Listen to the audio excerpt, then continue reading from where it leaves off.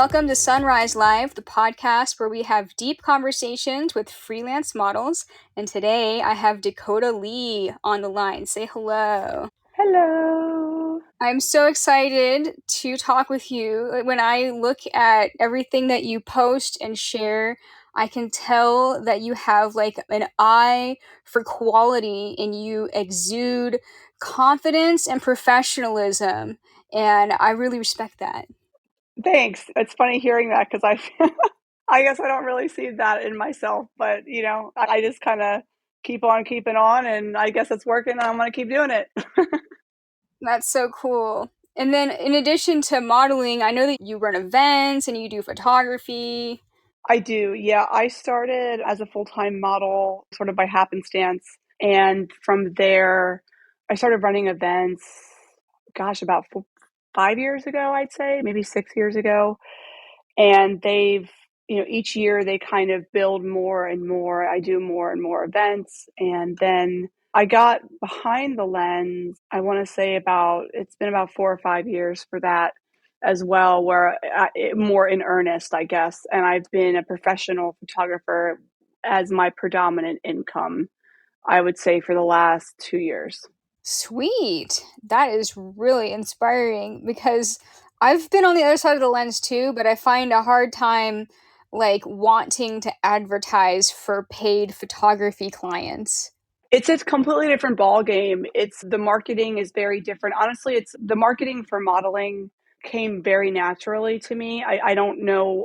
For me, a lot of how I built my clientele as a model was a lot of direct interaction, a lot of word of mouth, really engaging with the clients and building these long-term relationships with them.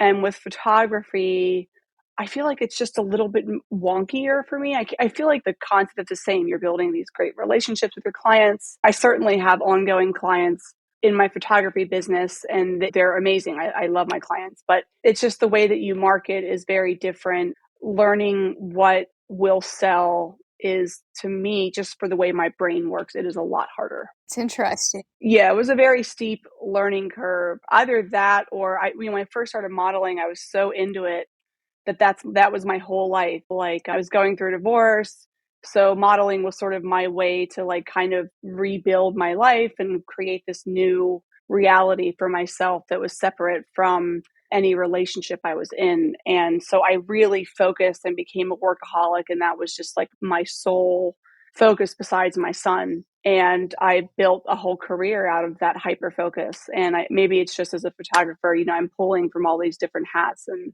it's a little bit slower of a learning process.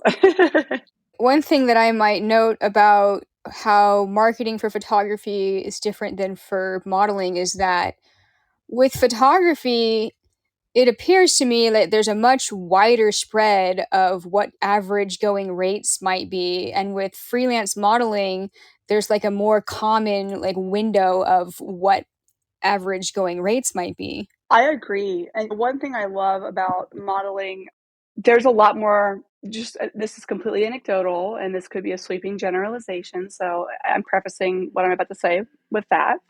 But with modeling, I think people on the outside have this concept that models are very competitive toward each other, and that may be true. But my experiences have been that there's actually a very tight knit camaraderie between models, and we look out for each other and we support each other, and we talk a lot about, hey, what are you charging? We're more open about what we're charging, and from that, I think we more easily build good boundaries for ourselves. We build good booking policies for ourselves, and we're able to set industry standard rates more so than photographers, because photographers anywhere from like $50 for a family session to $5,000 for a family session. And it's kind of a lot harder from my experiences to find support as a photographer than as a model. So that's also been a very interesting experience. And I will say the defining moments of my photography career came from very kind people who mentored me, and that made a big difference in my career going forward. That's great. So have you found that often other photographers who might have a similar client base to you are sort of more, what's the word I'm looking for? Not necessarily aggressive, but like seemingly competitive. Yes, absolutely. They're a lot more competitive and they can even be sort of, I've had a couple of instances of people intentionally giving maybe not the best advice. Let's just put it that way. Where I was kind of a baby photographer starting out with my website and stuff and was well, just I think there's just a lot more competitiveness and they'll sometimes do or say things to undermine any progress you have. And then some people they just have different opinions. Like you ask one person how to market and they'll give you ask 20 people, they'll give you 20 different answers. So it's really hard to find out what works, I think, for you personally. But yeah. That reminds me, I've kind of dabbled, like I mentioned, a little bit in photography and videography, and there was a period of time that I was like trying to like advertise for that kind of paid work. And I remember when I first bought my first drone, I was really excited about it, and I posted some drone footage that I shot, and I was like, I'm available as a drone cinematographer if you want to hire me. And then all these other competing drone photographers in my area were messaging me like, "Oh, do you have your Part 107 license. Oh, well, you Oh, better get that because if you don't, you're going to get in trouble." And I was like, oh, thanks. And I could tell that they were like ready to throw me under the bus with like the yeah. FAA or something like that. Yeah, 100%. Like, just so you know, we're trying to help you out. So you should probably get a permit because I'm totally, but then it's like, yeah, they're probably going to say something if you don't. Yeah. So, I mean, I'm glad that I got that information because I did go ahead and do that. But the way that the way that one particular person was in my inbox about that, it made me feel like I was about to get reported. Hmm. Yep. Yep. I definitely have had similar experiences. So for people that are listening, can you describe like how you first got into modeling? I know you mentioned that it was through a divorce, but I'd like to hear a little bit more in detail about that and then what platforms you use to get into things and then how long your career has gone over the years until it's what led you to where you are today. Sure. Well, I started. I was bartending at the time, and I have a son, but I was basically just doing the mom thing and bartending, and I was sort of on the cusp of getting ready to go back to college for nursing because that's what I was in school to pursue. I was a terrible high school student, but I was a great college student. So I had grants and stuff. I mean, it was all set in terms of doing the nursing thing. And a photographer reached out to me and wanted to photograph me. He said, I don't typically like working with models because they're a little bit more critical of how they want to look or whatever. I'm kind of looking for non-models. Are you interested? And it was art nude shoot and I have no shame at all with my body. I just don't really see the big deal about nudity and I've never seen it as this I mean it can be exciting, right? But that's if I'm attracted to somebody, but otherwise I just think kind of bodies are bodies. So I was like, yeah, I'm super down. Let's do that. And then I got in his portfolio and other people saw me in his portfolio and I started getting people reaching out to me saying, hey, I like the work I saw there. Would you like to work with me? And I never thought I was a model. These were all trade shoots. I did that for about a year and I went with a friend to Philly for a shoot. And I was living in Northern Virginia at the time, which was pretty far of a drive.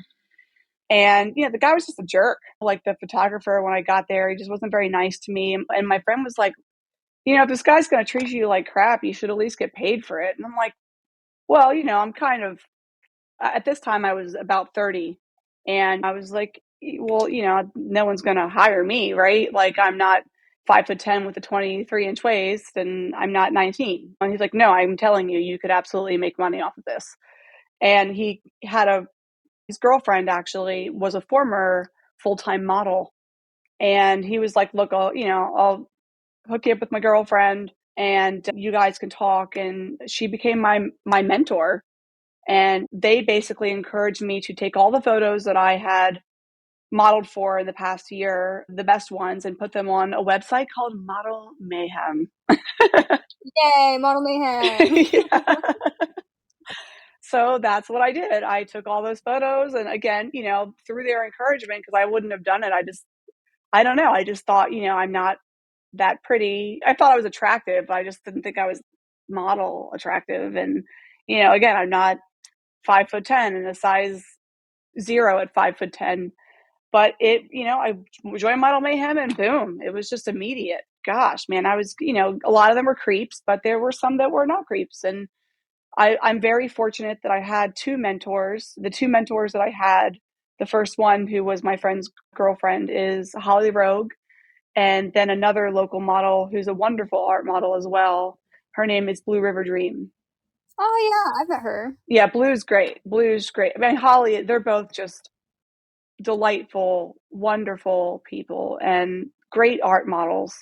So I got, it was a stroke of luck, really. And they mentored me. They showed me how to look out for creeps and what kind of messages are creepy and what messages are good. And I kind of ran everything by them, at least for the first few months, so I could get on my feet a little bit. And that's how it all started. And kind of, you know, I didn't intend on doing it full time, but I just was getting a lot of work. And it was like I was trying to be a mom and a bartender and think about going back to school and all these things. And I was like, something had to give. So I took the leap and started full time modeling. It was really scary. I cried a lot because I was afraid of, like, well, what if I fail, But I just felt this pull to do this thing. And that was actually pretty shortly after my ex-husband and I split, through completely unrelated reasons. But, we split up and we were figuring out co-parenting, and my ex was always super supportive of my modeling.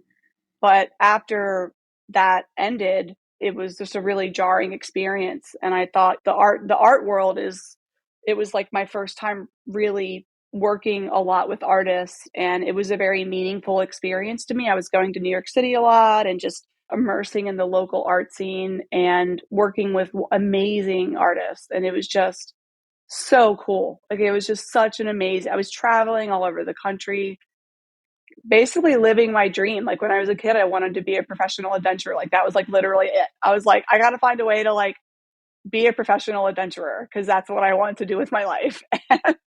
Modeling gave me that opportunity to cherry pick, basically within reason, wherever I wanted to go at any given time. It was amazing. So I just dove into my work and built a career for myself. That's awesome. And yeah, making that leap from not modeling full time to making it your full time, that basically means that you almost have to travel. Is Yeah. that right?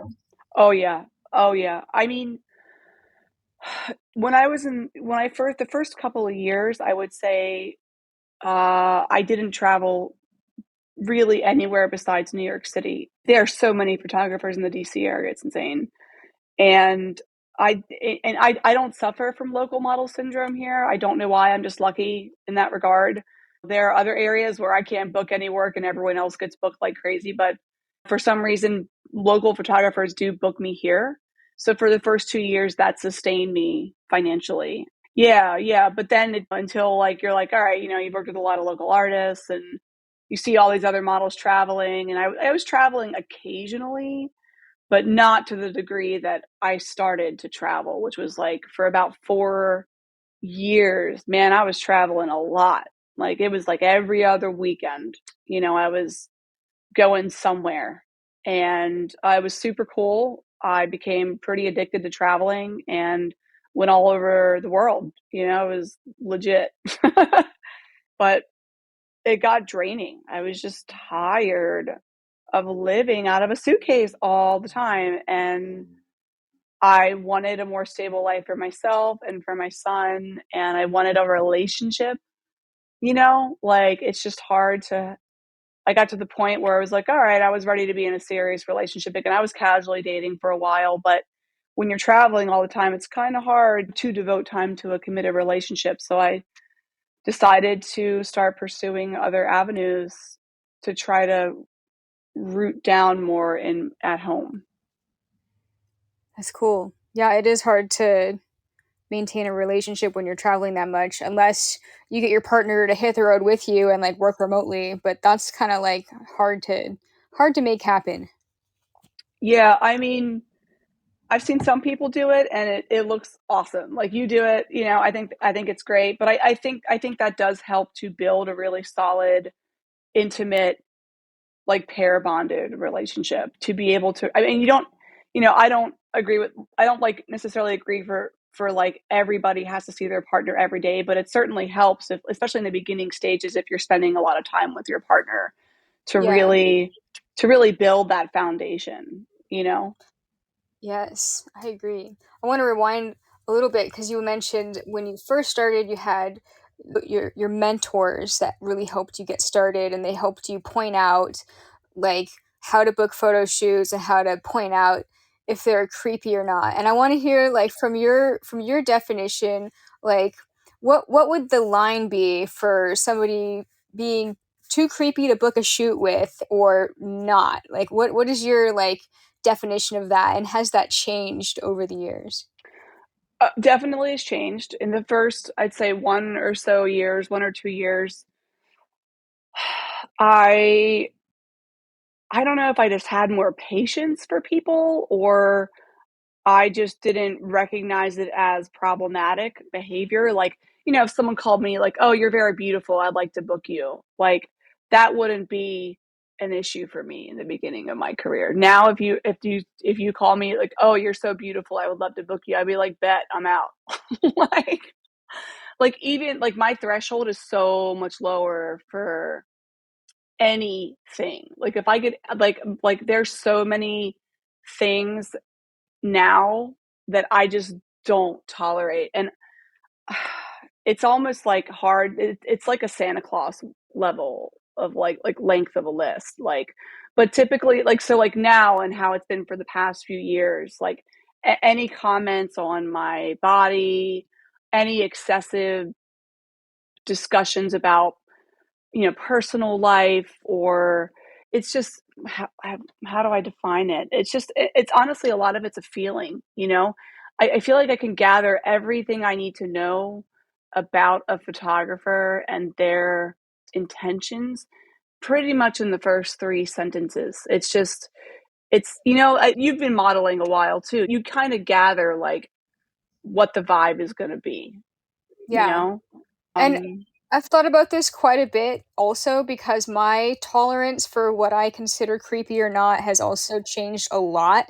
And when I first started, it wasn't like that at all. It's just like I like making money, but I don't think it's necessarily for with me. If I hear somebody say, "Oh, you're so hot, I want to shoot you," the statement itself isn't like the bad thing. It's just that I've had so many negative experiences with somebody that opened the conversation with that I associate that as the red flag where, oh, I know what I'm getting into if I want to shoot with this guy. He's going to be one of those. It's not the statement itself, it's just the archetype character that I assume this is going to end up as.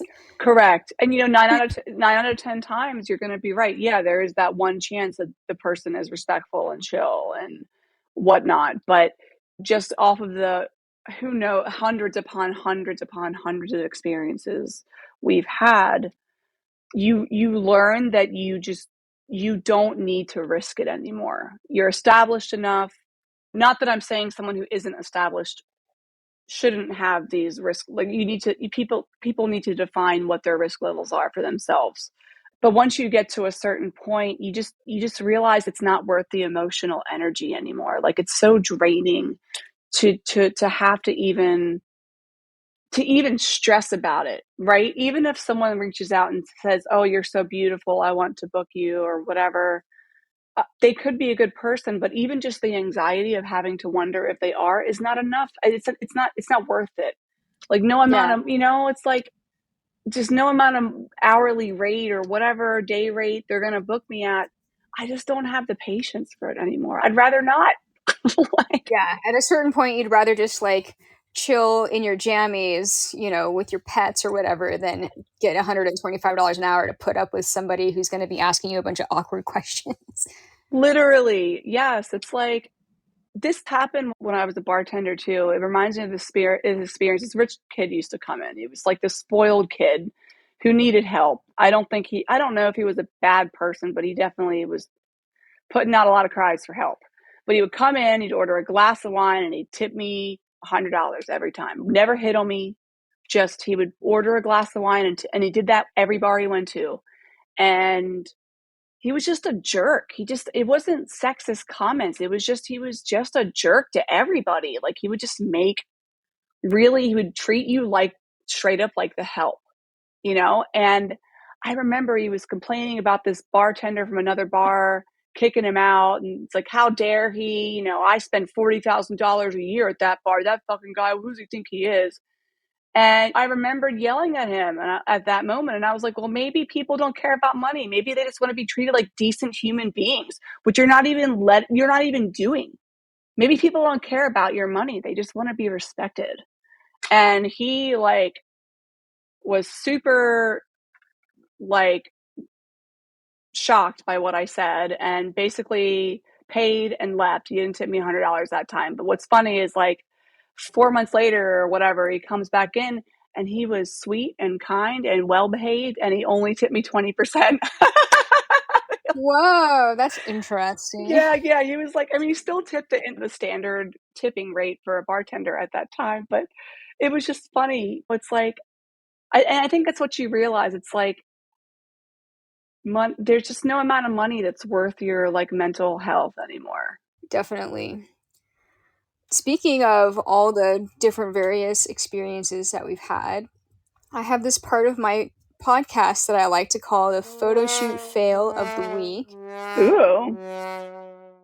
Doesn't have to be negative, but can you describe a situation where you had a shoot that was memorable, either because it was crazy, the situation surrounding the shoot was maybe like off the wall, or perhaps the photographer themselves were crazy?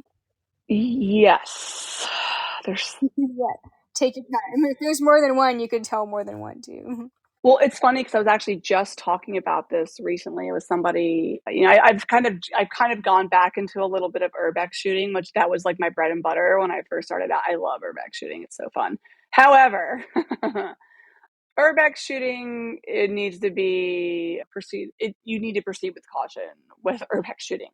So I used to shoot in urbex spots in cities, right? Not like every city, but like cities that I would thought, okay, like it's probably like safe here, right? Like it's chill. So I was shooting in Richmond, Virginia, and I booked with this photographer and I said, hey, you know, I got this urbex location. I got the urbex spot from a friend of mine in Richmond, right? Do you want to go here? And I showed him some photos of the space that my friend had taken. And he was like, oh, it looks great. Let's go. So it was in near historic or old town Richmond. I'm not sure what they call it there, but it was a really beautiful area. And it was like this abandoned factory, right? It was humongous. So we sneak onto this property, right? We park in the parking lot, sneak in this property, and it's great. I mean, it's down, pouring down rain that day. So it was almost like a movie because it was like waterfalls coming through the cracks in the pieces of the floor that had fallen, and the whole place was dilapidated. Walls had parts of the wall had fallen down, and the place was kind of situated like a square with a courtyard in the center. And we're shooting in this one room, and we see these two like rockabilly dudes, like these skinny guys in like tight pants and like a tight t-shirt who just looked really out of place. I'm like, and they're just like just like standing there for no reason at all. And so I'm like, that's fucking weird, right? So we go over there and we're like, hey, we're going to be shooting this other room. Just let you know, like, we're not cops or whatever. We're just like creating art. Just want to let you know I'm going to be in various states of dress and undress. We're going to be shooting with fabric. So just want to let you know. Okay. And they were like, yeah, like, no problem. Right. And then we see them shortly after on another level. Cause again, it's a courtyard. So you can kind of see into the other rooms. Like it's separated by like 30 feet or whatever, 25 feet of like this courtyard, but still like, you can see into the other side. And then we see them in like another room just standing. And I'm like, what the fuck? What are they doing? It's so weird. So we're just like, whatever. I don't know. And we keep shooting because we don't really catch on what's that's weird, right? I mean, we think it's weird, we don't do anything. So we're shooting in the biggest room, and the ceilings are super tall, and like it's a really cool big open room. And the part of the room on the other far end is completely in shadow. So all of a sudden, we see these two people come into the room, and we can't make out who they are because they're in shadow. And one of the guys looks like one of those like rockabilly guys in skinny pants, right? The other guy is all of a sudden wearing very baggy clothing. And I'm like, that doesn't look like the other guy. That looks like a new guy. Who is that? But again, I couldn't make out who he was. But they're walking towards us fairly quickly. And then they stop before they get out of the shadows and they talk amongst themselves. But again, the room is large, so we can't even hear what they're saying. And then they just turn around and walk away. And I'm like, what the heck, dude?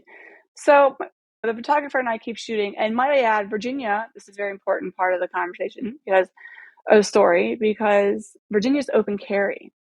The photographer was open carrying. He had a gun with him. This is the only time I've ever gone to a shoot with anyone besides a police officer and somebody in the military where he had a gun, right? But he told me, he's like, we're going to an abandoned location. We should have a gun. I was like, yeah, I'm fine with that. So we're shooting in the room still. And suddenly out of nowhere, this guy that I didn't recognize, but interestingly enough, he looked like the same, his clothes looked the same as like the guy in the shadows.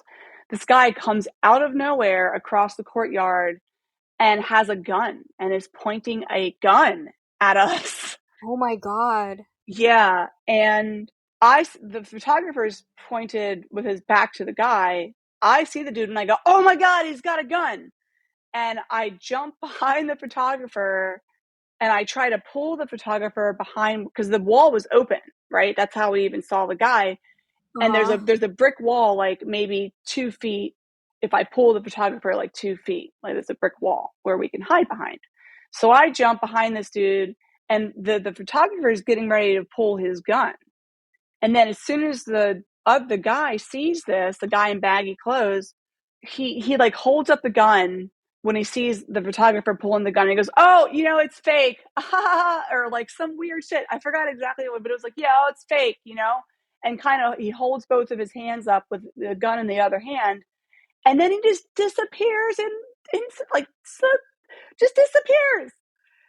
So I look at the photographer and I'm like, hey man, we got to get out of here right now, right? He's like, yeah, yeah, let's get out of here. So we just like very calmly pack up our shit, right? Very calmly leave the property. And as we're leaving, we kind of hug the walls, like what walls that were left. And whenever we're at an open part, we just kind of jump as quickly as we can Oh to my another god. wall. And we're like hugging these walls because that's the direction the guy was coming from. The guy was coming from the opposite side. So I'm like, okay, well, let's just hug these walls. We'll get to the trail, which we did. And as we're walking out the trail, we hear gunshots going off, like a couple gunshots go off. But wait, there's more. So we get to the parking lot. Yeah, we get to the parking lot, and there is, and again, it's pouring rain, pouring, pouring, pouring rain. There are two men now in the parking lot that are just sitting in the car, and the car is turned on. There's a woman standing, a young, beautiful blonde girl in the center of the parking lot in a red trench coat, standing in the center of the parking lot, soaking wet. And I basically fully detached emotionally at this point as a survival defense, like as a way to get out without freaking out, right? So I don't really have any emotional reaction to anything. I'm just totally spaced out right now. And we get in the car, and as we're driving away, I go up to this girl, and I'm like, we roll down the window, like, hey, are you okay? We heard gunshots going off.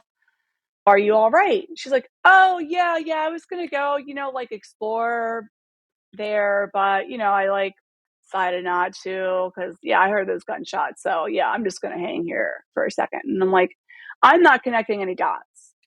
But I'm like, yeah, okay, are you sure? And she's like, yeah, I'm fine. And then we're just like, all right. And then we drive away. And it wasn't until once we drove away and like got to a safe space, then I started freaking out, right? I was like, oh my God, that was, I was driving my car. They have my license plates. Like, what the fuck was that? Was it a drug deal? What the hell? Because none of these people fit together. None of them looked like they would ever be friends. Nothing made sense. They all look complete. It was just the weirdest collection of people and like situations. And I thought it was potentially a drug deal.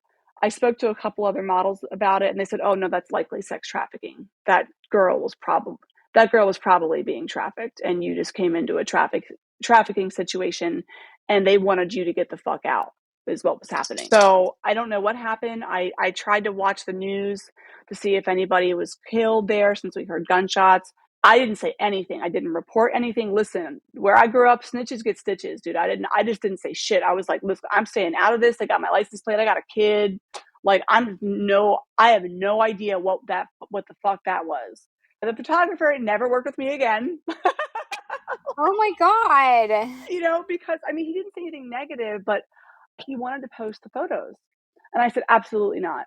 And I was paid for this shoot, but I was like, I would prefer if you could wait 3 months at least, because I really don't want these people to find me or you.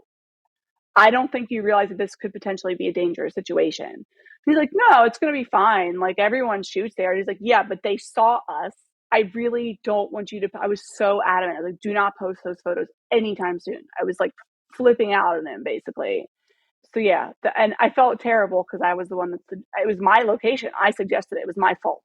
So yeah, that's the craziest shoot situation I've ever had. Whoa, that is extremely bizarre. The guy that ran up on you guys with a gun, and then as soon as he saw the photographer's gun, he was like, "Oh, sorry, it's just a toy gun or whatever." Like, what was he planning on doing? Like just mugging you?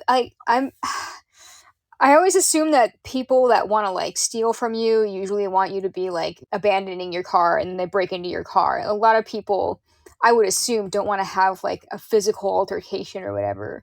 Right. I That's scary. think the photographer looked like, I mean, he wasn't a cop, but he looked like a cop. He had the short haircut, he had the look for it, and he had a gun.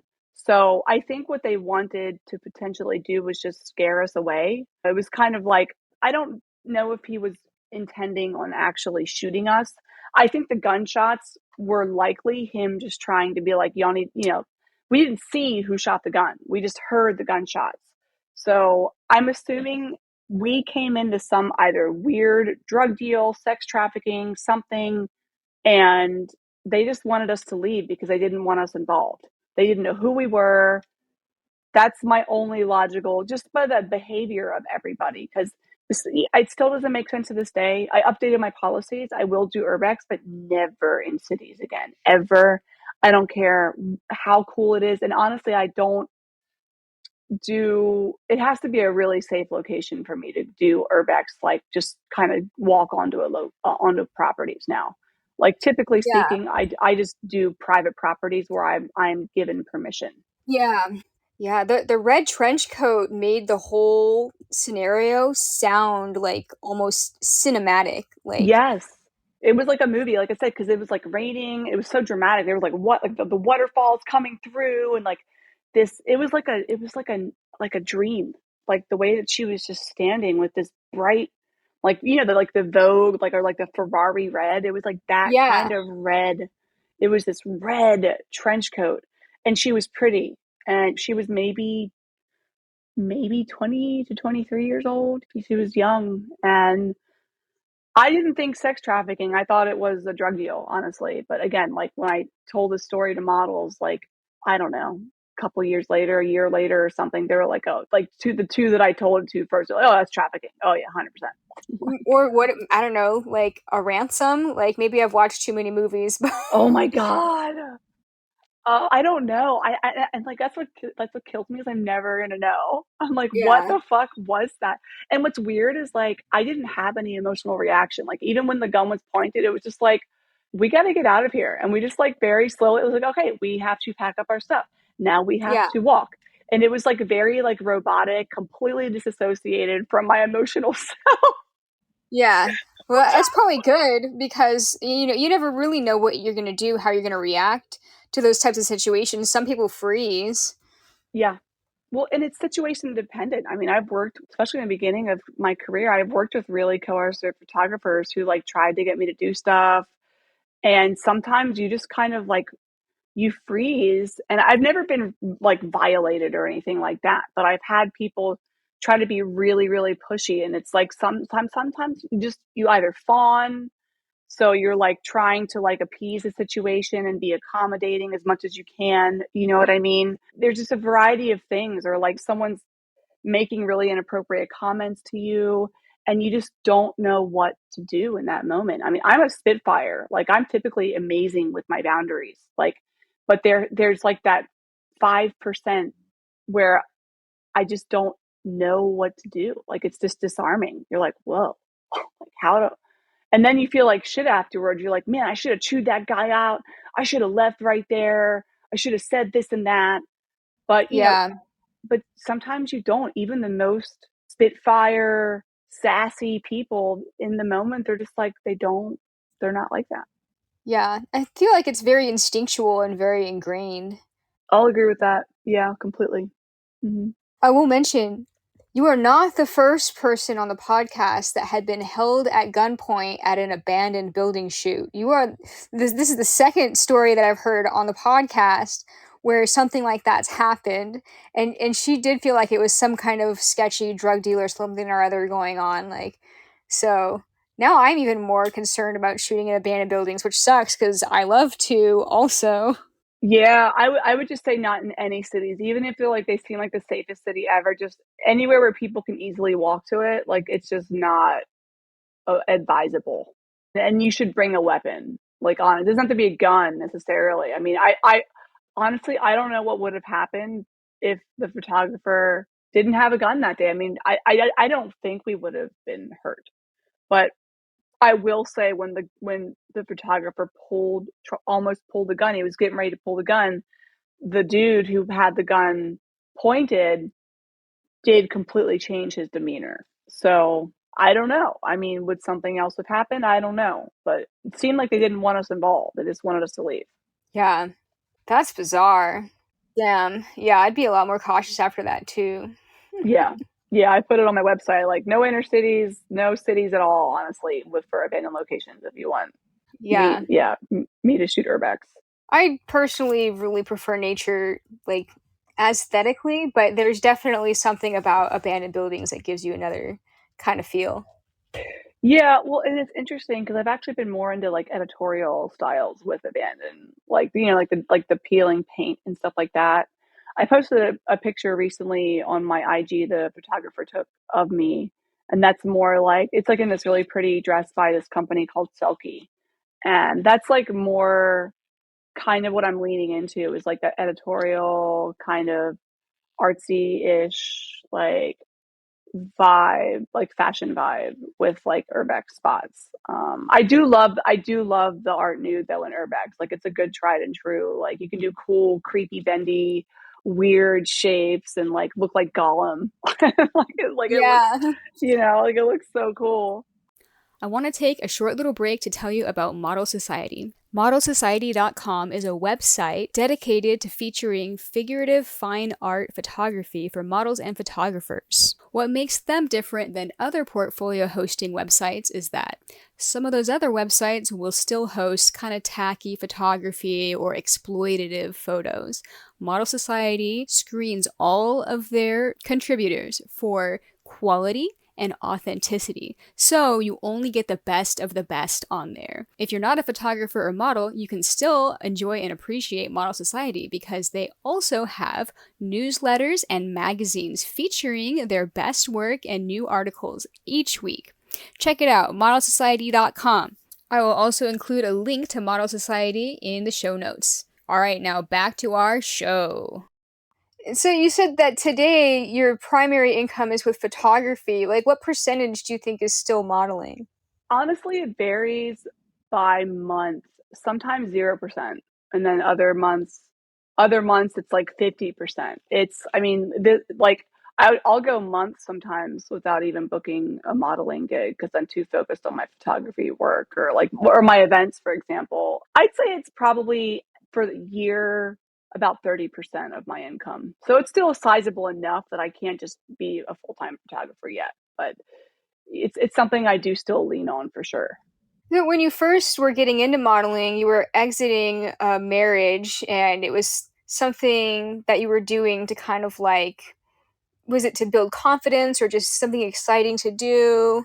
I guess I think it was something to build a new life for myself. Like, I never consider myself artistic ever, or I just didn't think I had the mind for it. So it was extremely validating to be in a career where people valued my artistic input, where they really Yeah. where I was a part of this really beautiful process of creating art. And it was just really cool. It was like super meaningful to me. And I got to meet all these cool people. Like it was just you'd meet all these fascinating characters, and I was building new relationships. Like I'd never lived alone. I'd never been on my own. I went straight from my mom's house to living with my partner, and I'd never been alone as an adult. So it was just like, for me, it was just really important. I guess the only way I can explain it is just to create my own create a new reality for myself, something that is very distinctly mine. This is something that I created, and I did all on my own.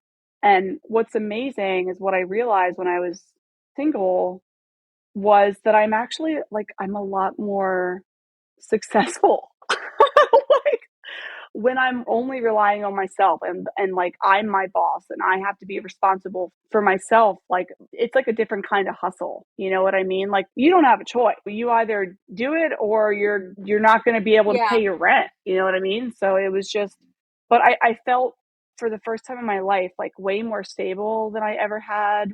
I was making more money than I ever had before. It definitely built a lot of confidence in so many different ways. Like just being in the modeling industry, not only in that regard, but also like I felt more confident in who I was, not only attractiveness, but just in my contribution to society. I'm this, like, for lack of a better word, muse for other artists. And I actually am artistic. And it was just like, it That's was super cool. awesome. And now today, since you mentioned that there's sometimes a month at a time where you don't have a photo shoot, do you feel that like when you do have shoots, does that like sense come back, or do you feel like photography has somewhat replaced that sense of meaning and artistry? I would say, I think this is going to sound, with the exception of my events, because my events, I'm the creative director, right? I'm the creative director, the instructor, I'm the stylist a lot of times, all the things, right? So that really exercises the creative part of my brain. And modeling does as well. Photography is more, it's more like it's I wouldn't consider it as artistic. So when I do go back into modeling, I do feel like it's a more artistic experience, and I do value it more now since I don't have to do that exclusively as a living. I can be a lot more selective about the projects, and I end up enjoying the experience a lot more. I love modeling, and I think doing it full time for as long as I did really just took a lot of the joy out of it. And I would have some projects that were great and they would keep me afloat. They would keep me sane. But there were projects that weren't so great. And I didn't, this allows me, being a photographer allows me to be a lot more selective about projects and my clients. So I have a much better experience overall. And I'm more invested in what I'm doing when I actually work with people. So I can give more of my complete self to these projects. Yeah, that's awesome. I relate to that too because if there's ever like a few weeks in a row that I don't have a shoot, I just feel like, I kind of want to like do something creative. Like I need to do a shoot or something, even if it's self portraits. Yeah, and self portraits are super cool. They're hard as frick, but they're a lot of fun, and I feel like that's where I can really be artistic. 'Cause it's like, you don't have to. I feel like you can fail a lot more with your self portraits because it's like, well, if it doesn't work out, you don't. It doesn't matter, right? It's like it's not like you're getting paid for it, so it's not like you have to really be on your A game, So you can experiment more, and with that freedom, you end up with some pretty Yeah, cool I stuff. agree. I have another question that I wanted to ask. I call it the rising phoenix moment in your life. Can you describe something in your life, whether it's related to your modeling or not, where you were faced with a challenge that you had to overcome? Oh man, this one's really interesting because I feel like there's a lot. It's like there's so many of those moments. Mhm. You know what I mean? A challenge that I've had to overcome. I would definitely say the probably the biggest moment was definitely going full time. Like that was really hard. That was definitely like, I mean, that whole experience was very much a, if it's like the rising phoenix moment, that was it. Like that was like I was like rebuilding from ashes. Like not quite literally, but it felt like that quite literally, like just completely starting from scratch and not only building this life for me, but thriving. That was a super cool experience. I think also another shift in my career came a little bit more recently when I switched out of, I'm predominantly, I don't do art nude anymore. And I switched, that was kind of scary, but I decided to switch out of art nude as what I was doing mainly. And I rarely do it nowadays. Actually, I'm mostly fashion or like lingerie or instructional when I'm a model, actually. And that was scary because I think there was this whole thing of like, well, if I switch to mostly fashion, no one's going to book me. No one's going to want to pay me, right? Like, or they're going to want to pay me like $50 an hour. And it was super scary, right? But like, this was during the pandemic. And I'm like, well, I mean, no one's Yeah. making money right now anyway. So no better time than so it's like, it's now or never, right? So I rebranded. I didn't start completely over, but I started posting a lot more fashion work. And it was kind of like, if you build it, they will come. And that's like quite literally what happened, and it was amazing. The world provided for me. It was super cool because like all of a sudden all these different opportunities were appearing to me because I became more, I guess, mainstream. I can't explain it any other way, but I wasn't so niche anymore in the type of modeling that I did. And all these new doors opened up to me because I was no longer like an art nude model. It was more just like a fashion model or just a model. Like it wasn't art model, art nude, nude, or any of that. It was just I'm a model, and my online persona reflected that. And I started getting a lot of. I mean, I'm doing fine. It just kind of blew my mind. I really didn't think that was gonna That's really awesome. happen.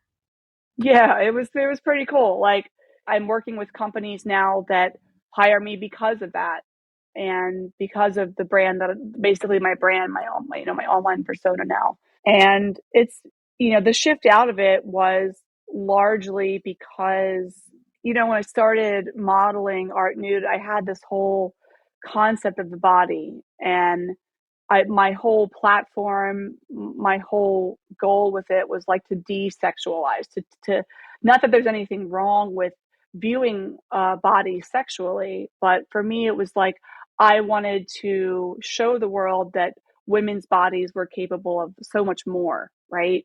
And that we can create art. And I wanted so badly to be viewed not inherently as what I can offer men sexually, right? Yeah. And that was super important when I started out, and it was kind of finding my flow with the kind of art nude modeling I was creating. But I think I just got tired of the way of like it's going to sound terrible, but I just kind of got tired of the male gaze, I got tired of it. And I came to realize that working with female photographers and working with the few, some male photographers that really align with what my perception of like my kind of art was really important. And I just didn't want to, and also like my own self portraiture. I think that's more important also going forward and like my events and stuff where I'm kind of creating the flow of my interpretation of the art nude and like my contribution to the world. And so I think I'm like not landing my plane here. Like I'm kind of meandering. Sorry. I have a question about that because I'm really curious. Like, when you rebranded, did you have to kind of try to scrub the internet for your Google search results, or like to take news off of the internet? Yeah, I had to rebrand. So I became Dakota Lee, I had a different brand before. And like I still do some art nude, but it's really got to kind of work with what I'm feeling. It's got to really like align with basically my brand now.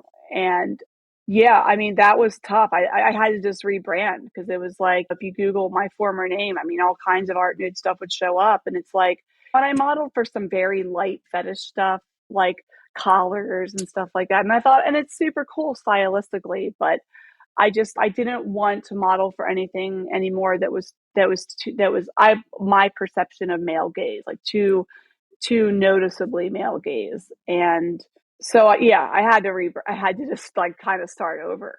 Have you ever had issues with, like you mentioned that you've got new opportunities with the new brand with the fashion and the lingerie? And have you ever had any of those new opportunity people find your nudes and then have a problem with it? No, no, they haven't. But I'm not working on super large campaigns. Like maybe if I was working for a Target campaign or something, maybe that would be an issue for them. But I just don't think they don't do a lot of digging for. I think that's more of an issue if your agency signed, right? Because like then Yeah. the agencies are like they're the ones doing the research on you. Like I don't even know if Target would give a damn like about the models necessarily, like they probably don't put a lot of thought into it. They just reach out to an agency, and they're like whoever their whatever Target team is working on the campaign, they're like, hey, we need models. And then they built their relationship is through the agency, not through the models. Yeah, it's not like Target credits their models in the right. catalog anyway. Right, exactly, exactly. So it's like I think the point is typically moot. I think that as long as like your online persona is currently aligning with whatever company, because I'm my own agent for better or for worse. So as long as my brand is representing what currently what they want. So when people look up my Instagram, that's all they care about.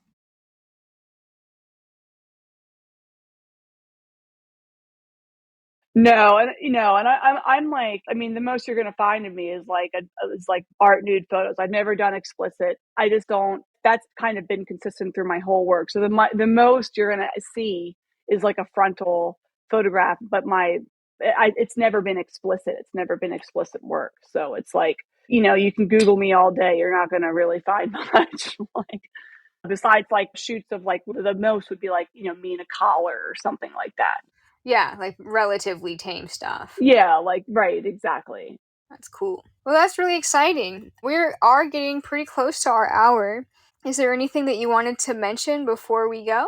No, I don't think so. Maybe for anyone listening, I run events. If you follow me on events with Dakota on Instagram, that would be super great because I'm really focused on them going forward. I'm not sure what links you provide, but yeah, my Instagram is MS Dakota Lee, short for Miss, right? Miss Dakota Lee on Instagram. But yeah, I guess that's about it.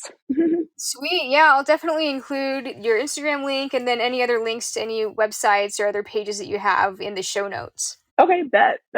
Yeah, thanks for having me. This has been really chill. Man, an hour goes by really fast. I know it does.